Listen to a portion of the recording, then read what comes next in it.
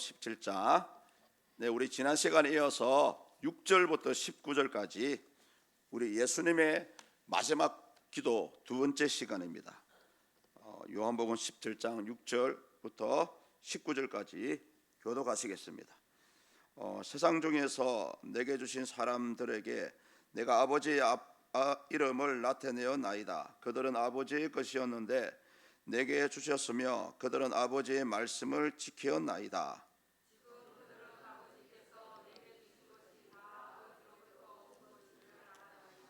나는 아버지께서 내게 주신 말씀들을 그들에게 주어 사오며 그들은 이것을 받고 내가 아버지께로부터 나온 줄을 참으로 아오며 아버지께서 나를 보내신 줄도 믿어 사옵나이다.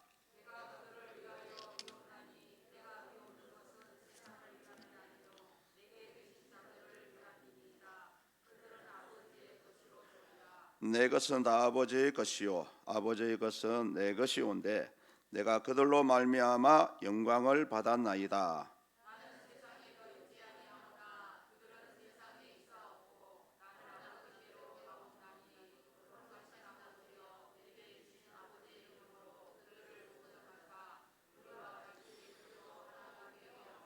내가 그들과 함께 있을 때에 내게 주신 아버지의 이름으로 그들을 보존하고 지켰나이다. 그 중에 하나도 멸망하지 않고 다만 멸망의 자식뿐이오니 이는 성경을 응하게 함이니이다.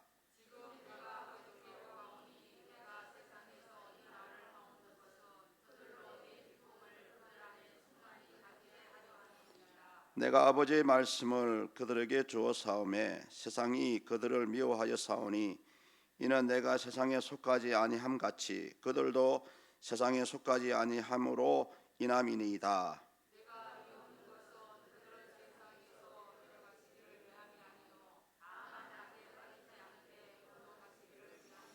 내가 세상에 속하지 아니함 같이 그들도 세상에 속하지 아니하여 사옵나이다.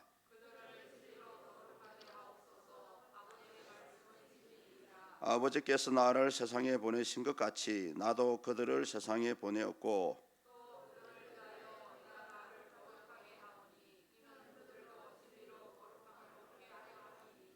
아멘. 예, 할렐루야. 주의 이름으로 환영합니다. 예, 지난 시간에 이제 이 요한복음 17장 첫 번째 파트, 예수님의 마지막 기도 가운데 첫 번째 파트가 당신 자신을 위해서 영광을 달라고 기도하는 내용인데요. 그 이유는 십자가를 능히 질 수 있는 힘을 달라고 하나님께 구하는 그런 내용이었습니다. 오늘은 이제 두 번째 파트인데요. 예수님께서 이 두 번째 파트에서는 직접적으로는 자신을 대신해서 남아있는 11 제자를 위한 기도입니다. 또 간접적으로 넓게는 각 시대마다 예수님을 믿는 모든 성도들에게 주시는 그런 기도라고 할 수가 있습니다. 그런데 이 내용 자체가 굉장히 복잡한 것 같지만은 예수님의 이런 기도를 드리는 이유는 딱 하나밖에 없습니다. 그것은 뭐냐 하면은 예수님은 어차피 부활하시고 어차피 성천하실 계획이 다 잡혀 있습니다. 그래서 당신 대신에 남아있는 11 제자들이 이제 복음 사역을 해 줄 것을 기대하는 그런 기대감으로 제자들을 위해서 이제 기도하는 그런 내용들입니다. 그런데 이 내용을 살펴보면은 첫 번째 파트를 보면은 바로 중보 기도를 드리는 것이 아니고 제자들을 굉장히 신뢰하고 있다는 것을 친히 먼저 보여주고 있습니다. 왜냐하면 이런 신뢰는 아주 대단한 신뢰입니다. 왜냐하면 당장 내일만 되면은 예수님께서 대제사장들에게 잡히실 것이고 예수님의 연하신 대로 11 제자 모두가 예수님을 버리는 그런 사건이 이루어질 것입니다. 예수님은 미리 이런 내용을 알고 있음에도 불구하고 비록 그러한 제자들일지라도 예수님은 신뢰하고 있습니다. 과연 어떻게 해서 이런 신뢰가 있었을까요? 그 내용을 본문 8절을 보시면 알 수가 있습니다. 우리 8절을 다 같이 한번 읽어보시겠습니다. 나는 아버지께서 내게 주신 말씀들을 그들에게 주었사오며 그들은 이것을 받고 내가 아버지께로부터 나온 줄을 참으로 아오며 아버지께서 나를 보내신 줄도 믿어사옵나이다. 아멘. 이 구절 속에는 예수님께서 3년 6개월 동안 제자들에게 말씀을 전하시고 훈련하시고 또 함께 사역을 감당했던 그런 내용들이 함축되어 있는 내용입니다. 특히 본문에 보시면은 눈에 띄는 동사가 3개가 보여요. 받고 아오며 믿어사옵나이다. 예수님은 3년 6개월 동안 제자들이 충분히 당신을 대신해서 복음을 전할 수 있다라는 것을 이 구절에서 확신을 하고 있고요. 방금 제가 말씀드렸던 받고 아오며 믿어사옵나이다 이 단어 속에 제자들의 그 믿음의 상태를 우리에게 보여주고 있습니다. 이 받았다는 것은 제자들이 예수님의 말씀을 하나님의 말씀으로 받아들였다라는 말씀입니다. 왜냐하면 당시 누구보다 성경을 잘 알고 있는 종교 지도자들은 예수님의 말씀을 배척했습니다. 믿지 않았습니다. 그런데 비록 실질적으로 물고기를 잡는 어부들이었지만 제자들은 눈으로 보고 귀로 들려지는 예수님의 말씀을 진짜 하나님의 말씀으로 받아들였다는 것입니다. 이어서 아오며 알았다는 것은 뭐냐 하면은 예수님이 하나님으로부터 오신 메시아라는 것을 알았다는 거죠.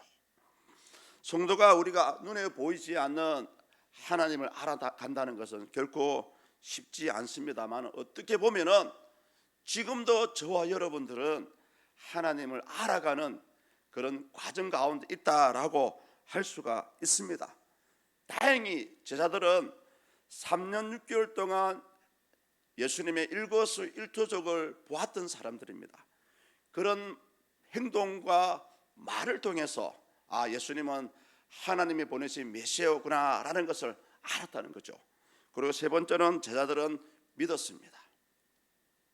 성도님도 우리가 눈에 보이지 않는 하나님을 믿는다는 것은 우리가 말처럼 쉽지 않습니다.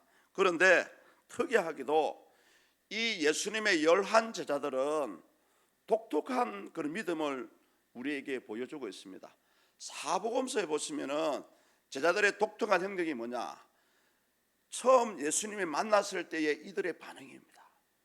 대부분의 제자들이 나를 따라오너라 했을 때 자신의 생업조차 내팽개치고 예수님을 따랐다는 거죠. 그리고 예수님은 이들의 이런 모습을 보고 되었다. 이들은 진짜 나를 따르는 믿음이 있다라고 생각을 하셨던 것 같습니다. 이제 이 말씀을 하신 후에 이제 본격적으로 예수님은 제자들을 위한 기도를 하나님께 드리고 있습니다. 그런데 가장 먼저 이 당시 기도할 때에 예수님의 최대 관심사는 뭐냐? 바로 11 제자가 마음이 하나가 되는 것이었습니다. 본문 11절을 보십시오. 우리 같이 한번 읽어보시겠습니다. 나는 세상에 더 있지 아니하오나 그들은 세상에 있사옵고 나는 아버지께로 가옵나니 거룩하신 아버지여 내게 주신 아버지 이름으로 그들을 보존하사 우리와 같이 그들도 하나가 되게 하옵소서. 아멘. 서로 다른 생각과 가치관과 서로 다른 신앙의 정도를 가진 사람들이 하나가 된다는 것은 성도님들 말처럼 쉽지는 않아요. 그런데 예수님께서는 오늘 이 방금 읽었었던 11절을 통해서 나를 따르는 제자라면 무조건 하나가 되어야 된다라고 말씀하십니다. 그 근거가 뭐냐 하면은 바로 성부, 성자, 성령 하나님도 삼위의 하나님이시지만은 하나가 된 것 같이 모든 제자들도 마음적으로 하나가 되기를 바란다라는 그런 말씀을 본문에서 하고 있습니다. 성도님들, 많은 교회마다 어려움이 없는 교회가 없고요, 문제가 없는 교회가 없습니다. 그렇다면 그런 어려움과 또 새로운 변화를 기대할 때에 가장 필요한 것이 무엇이라고 생각이 되어지십니까? 저는 이 말씀을 준비하면서 진짜 이 말씀대로 우리 서문교에 지금 당장 필요한 것은 진짜 이 복음 안에서, 말씀 안에서 하나 되는 것이 아닐까라고 생각을 했습니다. 특히 예수님께서는 하나가 되어야 되는 그 기준을 방금 읽었었던 11절 속에 두고 있습니다. 그 기준이 뭐냐면 바로 하나님의 이름이라고 말씀하고 있죠. 내게 주신 아버지 이름으로 라는 말씀이 나옵니다. 아주 중요한 말씀이죠. 그래서 우리가 이 땅에 살아가는 동안에 진짜 믿는 성도로의 삶을 살아간다면, 또 이 땅에 살아가는 동안에 교회를 위해서 주신 직분을 행할 때에 가장 기준이 되어야 되는 것이 바로 하나님의 이름입니다. 성도님들, 때로는 교회가 추구하고자 하는 방향이 내 생각과 달라질 수도 있습니다. 또는 내가 의견을 제시를 했지만은 그 의견이 채택되지 않을 수도 있습니다.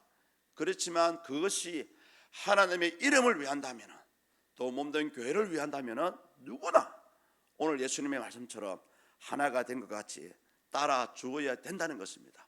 이 하나님의 이름 속에는 원문에 들어가다 보니까요, 하나님의 능력이라는 뜻이 숨어 있고요, 또 원문에 들어가니까 하나님의 모든 신적인 인격이 이 하나님의 이름 속에 들어가 있다라고 얘기합니다. 성도님들, 그렇다면 우리가 저와 여러분들의 삶의 기준, 이 믿음의 기준, 하나가 되는 기준은 분명히 하나님의 이름이라고 자신 있게 말씀드릴 수가 있습니다. 그렇지 않습니까? 우리 성도들의 삶의 기준이 이 생명의 말씀이라면, 이 교회의 공동체가 나아갈 때의 그 기준은 바로 하나님의 이름이 되어야 된다고 생각이 되어집니다. 제 얘기는 아닌데요, 어느 큰 교회 사역하시는 목사님 이런 말씀을 하시더라고요. 이 하나님의 이름을 인정하는 개인이나 교회는 비록 1000명이 모인다 할지라도, 때로는 10,000명이 모인다 할지라도, 이 하나님의 이름을 인정할 때에 수많은 사람들이라 할지라도 하나가 될 수 있다라고 말씀을 하십니다. 아울러서 만약에 이 하나님의 권위, 하나님의 능력, 하나님을 인정하지 않는 개인이나 교회라 한다면, 비록 100명의 적은 소수가 모인다 할지라도 그들은 결코 하나가 될 수 없다라고 얘기하는 얘기를 들었습니다. 저는 그 말에 전적으로 동의를 해서 지금 제가 써먹고 있습니다.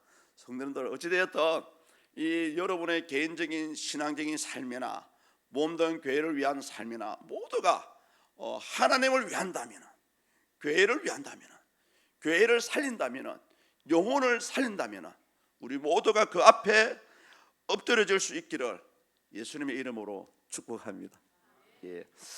다음으로 예수님은 이 하나가 된다는 기도 다음으로 어떤 기도를 드리냐 하면은, 하나님, 어찌됐든 나의 제자들이 늘 기쁨이 충만하기를 원합니다 라는 그런 기도를 드리고 있습니다.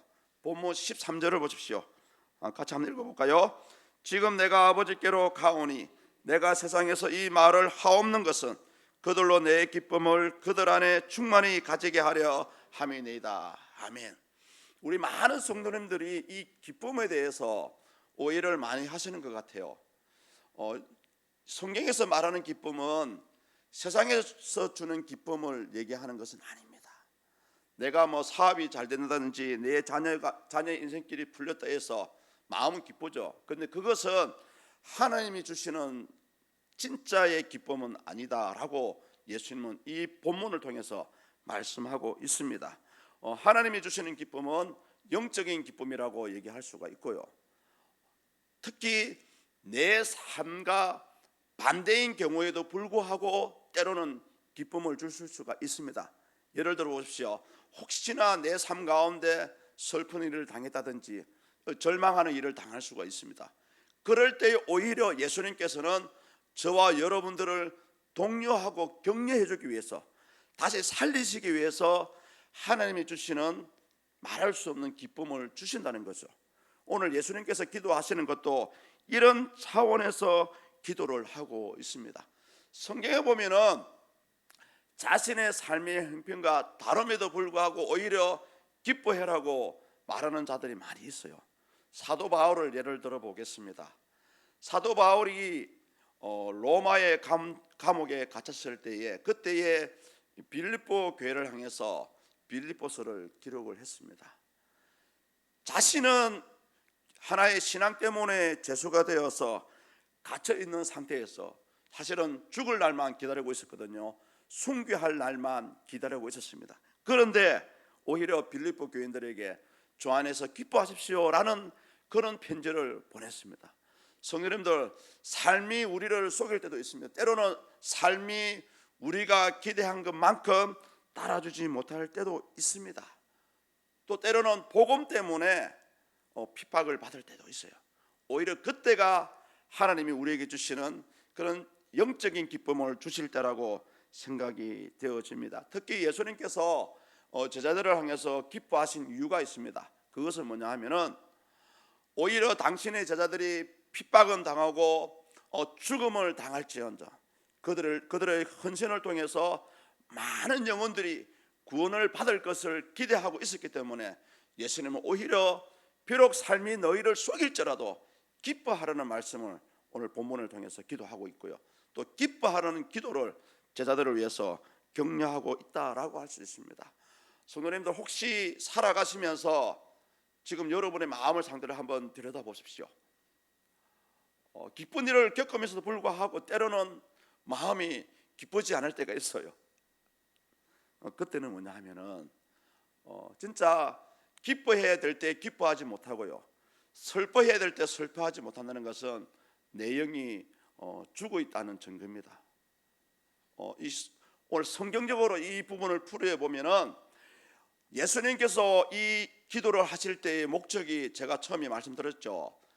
제자들이 복음 사역을 전하기를 기대하는 마음으로 기도를 하고 있다라고 했습니다. 그렇다면은 마음의 기쁨을 누리지 못하는 사람은 예수님이 나에게 주신 사명의 길에서 벗어나 있다라는 것을 단적으로 보여주는 부분입니다. 그래서 저와 여러분들은 날마다 우리의 상태를 돌아봐야 되고요, 과연 내가 믿음 안에 있는지 없는지 시험해 보아야 합니다. 그래서 다시 나에게 주어진 십자가를 다시 메실 때에, 그때는 여러분 하나님께 주시는 말할 수 없는 기쁨이 회복될 수 있다는 것을 믿으시길 바랍니다. 세 번째로 제자들에게 간구하는 기도가 뭐냐 하면은 악에 빠지지 않기를 기도하고 있습니다. 15절을 보십시오. 제가 한번 읽어 들어보겠습니다. 내가 비옵는 것은 그들을 세상에서 데려가시기를 위함이 아니요 다만 악에 빠지지 않게 보존하시기를 위함이니이다. 예수님이 이런 기도를 드리고 있습니다. 이 구절에서 우리는 두 가지 질문을 할 수가 있습니다. 하나는 뭐냐면은 진짜 이 예수님의 기도처럼 제자들의 안전을 생각하신다면은 원래는 하나님 차라리 세상에서 데려가 달라는 그런 기도를 드려야 됩니다. 그런데 예수님은 오히려 세상에 데려가 달라는 그런 기도를 하고 있지 않아요. 왜 그럴까요? 그것은 뭐냐 하면은 아직까지 제자들에게 남아있는 사명이, 복음 사역의 사명이 있기 때문에 그렇습니다. 성경에 보면은 많은 훌륭한 주의 종들이 때에 따라서 자신을 목숨을 데려가 달라고 간구할 때가 있습니다. 그 대표적인 인물이 엘리야지 않습니까? 갈멜산에서 여호와의 불이 내리게 하는 기도를 드리면서 바알 선지자 450명을 거리 시내가에 데려가서 단칼에 죽여버립니다. 그런데 이세벨의 단 한마디의 말 때문에 오늘 내일 너도 이와 같이 죽을 것이라는 그 경고의 말 한마디에 엘리야는 죽으라 하고 도망을 쳐버립니다. 그래서 로데나무 아래에서 하나님께 주여 나를 데려가 주십시오라는 그런 기도를 드렸지 않습니까? 그런데 하나님은 엘리야의 기도를 들어주지 않았습니다. 왜냐하면 엘리야에게는 해야 될 사명이 남아있었기 때문에 그렇습니다. 사랑하는 성도님들, 어쩌면 우리 예수님도 이 제자들에게 남아있는 사역이 있었기 때문에 오히려 안전을 염려하면서도 불구하고 그들을 데려가 달라고 기도하지 않았습니다. 이런 원리는 지금도 그대로 적용이 된다고 생각되어집니다. 우리에게 믿음을 주시고요, 또는 건강을 주시고 때로는 물질을 주실 때가 있습니다. 그것은 바로 하나님의 복음 사역을 위해서 저와 여러분들에게 허락된 것이라고 믿어야 됩니다. 또 하나의 질문은 뭐냐 하면은 하반절을 보십시오. 그 하반절에 보시면 악에게 빠지지 않기를 기도하고 있죠. 왜 예수님께서는 이런 악에게 빠지지 않기를 기도하실까요? 그 직접적인 이유를 본문 14절을 보시면 알 수가 있습니다. 바로 세상이 믿는 자들을 미워하기 때문에 그렇습니다. 다시 말하면 예수 믿는 사람들은 세상 가운데 살고 있기 때문에 누구나 세상의 유혹에 빠질 수가 있고요, 또 때로는 사탄이 저와 여러분들을 어둠에 넘어뜨리려고 지금도 시험하고 있고요, 지금도 유혹하고 있습니다. 그래서 성경에 보면은 가장 여러분들의 위태하게 만드는 자가 누구냐? 바로 가족이라고 얘기하고 있지 않습니까? 성도님들, 우리 예수님은 지금도 예수 믿는 자들이 시험에 빠져서 실족하지 않기를 저와 여러분들을 위해서 기도하고 있다는 사실을 이 기도를 통해서 알 수가 있습니다. 이제 마지막입니다. 마지막으로 예수는 이런 기도를 드리고 있습니다. 제자들이 거룩하기를 기도하고 있죠. 우리 본문 16절과 17절을 동시에 읽습니다. 내가 세상에 속하지 아니함 같이 그들도 세상에 속하지 아니하였사옵나이다. 그들을 진리로 거룩하게 하옵소서.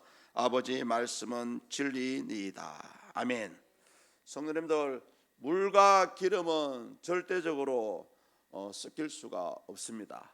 마찬가지로 우리 믿는 자와 불신자들은 함께 공존하고는 있지만은 사실은 결코 섞일 수가 없습니다.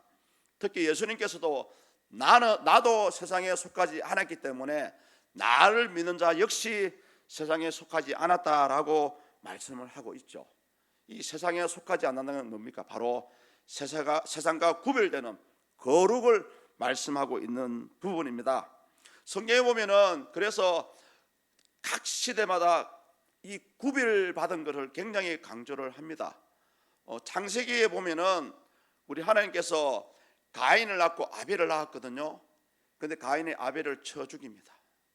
그래서 하나님께서는 이 범죄자 가인을 통해서 당신의 구속사의 구원 역사를 이어갈 수 없었기 때문에 새롭게 구별된 자 셋을 주시거든요.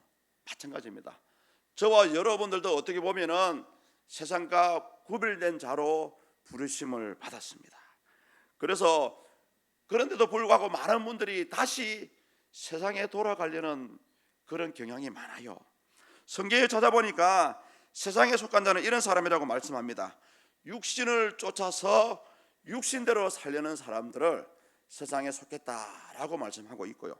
그런데 이제 진리에 속한 자가 세상에 속하지 않은 자라고 얘기하는 이 진리는 뭐냐 여러분? 바로 하나님의 말씀이죠. 특히 성령을 따라 살고요, 성령이 주신 힘으로 살아가려는 자, 특히 몸의 행실을 지키고 어찌되었던 말씀대로 살아가려 하는 자가 바로 세상에 속하지 않은 자라고 말씀을 하고 있습니다. 그래서 우리는 이 본문 10절을 봤을 때에 저와 여러분들은 진짜 말씀대로 살아가려고 몸부림치는 그런 믿음의 삶의 모습이 필요하다라는 것을 알 수가 있습니다. 그래서 우리가 하나님의 말씀을 아는 것도 중요합니다만은 더 중요한 것은 그 말씀대로 살아가려는 믿음의 의지가 반드시 필요합니다. 많은 분들이 성령께서 다 알아서 해준다라고 착각을 하세요. 내가 범죄하는 것은 성령을 충만히 받지 않았기 때문이라고 얘기를 합니다. 물론 그 부분은 반은 맞아요. 그런데 아울러서 성령의 도우심으로 우리가 믿음으로 살아가야 되지만요, 아울러서 이런 얘기 많이 들었죠. 믿음을 완성하기 위해서는 지정의가 있어야 된다는 말씀 많이 들어보셨죠? 예, 맞아요.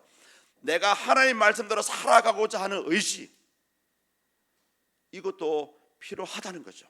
오늘 예수님께서 시험에 들지 않기를 바란다고 기도하신 것이 뭐냐 하면은 그런 시험에 빠지지 않으려는 저와 여러분들의 믿음의 확고한 의지가 필요하다는 것을 우리에게 가르쳐 주고 있습니다.